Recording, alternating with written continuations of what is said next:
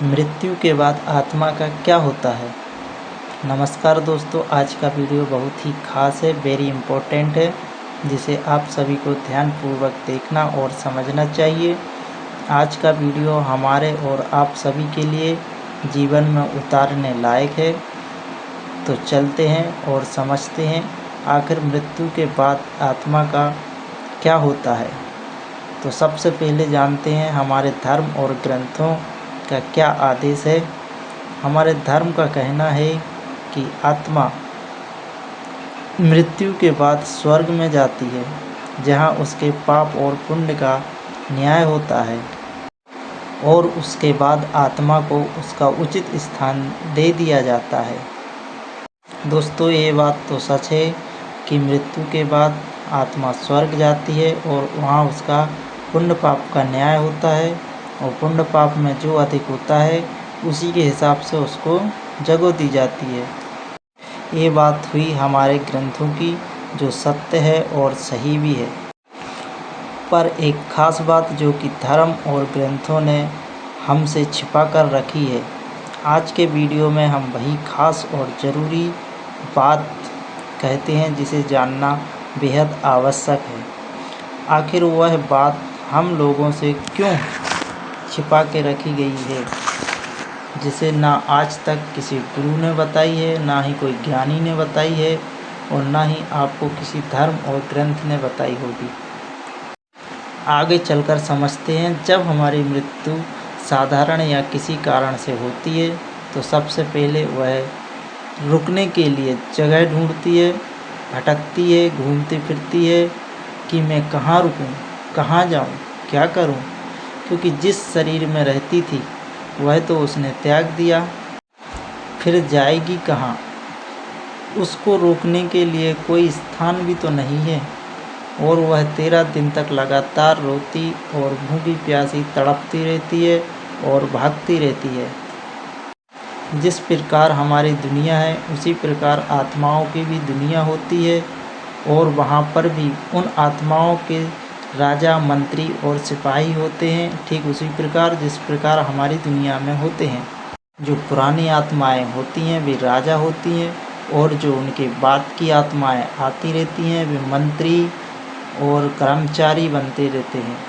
जिस प्रकार नई नई आत्माएं आती हैं तो पुरानी आत्माओं को ऐसे लगता है जैसे हमारे लिए कोई वर्कर या कोई काम करने वाला नया व्यक्ति आ गया है, और वो नई नई आत्माओं की तलाश में लगे रहते हैं।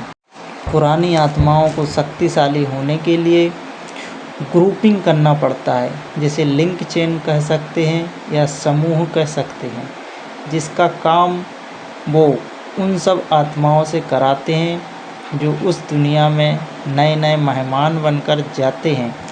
उन्हें आदेश दिया जाता है कि जाओ और हमारे लिए आत्माएं पकड़ पकड़ कर लाओ, और एक काम आने वाली नई आत्माओं को भूखे प्यासे, हारे थके ही करना होता है। उनको वहाँ कोई खाने को नहीं मिलता है, ना ही कोई ठहरने को स्थान दिया जाता है, जब तक कि वे नई नई आत्माओं को पकड़ पकड़ कर उन पुरानी आत्माओं को नहीं दे देते।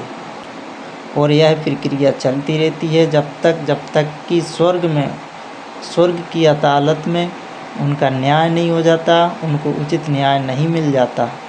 यह आत्माओं की रिहाई नहीं हो जाती है, जिसे कहा जा सकता है कि रिहाई या जमानत नहीं मिल जाती।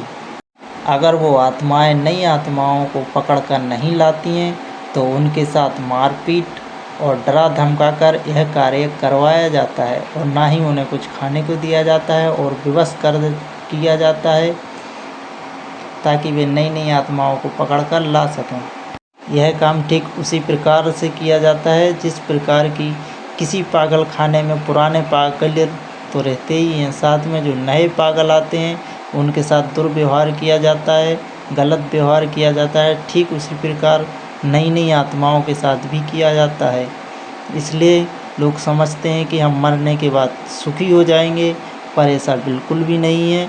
मरने के बाद इस दुनिया से भी उस दुनिया में बहुत अधिक कष्ट है, बहुत अधिक परेशानी है, सुख कहीं नज़र नहीं आता है। उनकी अदालत में जिसका वकील दमदार होता है वह उसका न्याय जल्दी करा देता है, और जिसका वकील कमज़ोर होता है या फिर होता ही नहीं है, उनके लिए वहाँ नया वकील करना होता है, जो इतना आसान नहीं होता है जितना कि हम पृथ्वी पर समझते हैं या पृथ्वी लोक पर होता है।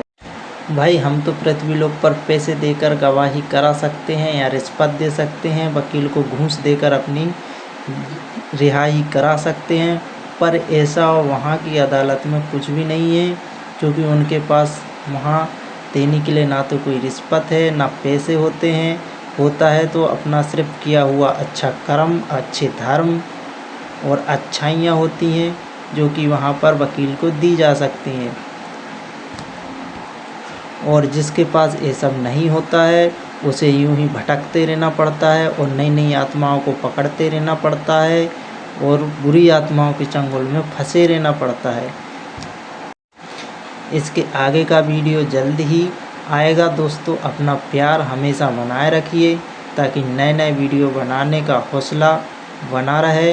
आपका भाई सब्सक्राइब ज़रूर करिए दोस्तों, और जितना हो सके ज़्यादा से ज़्यादा शेयर करिए ताकि कुछ लोगों का भला भी हो सके।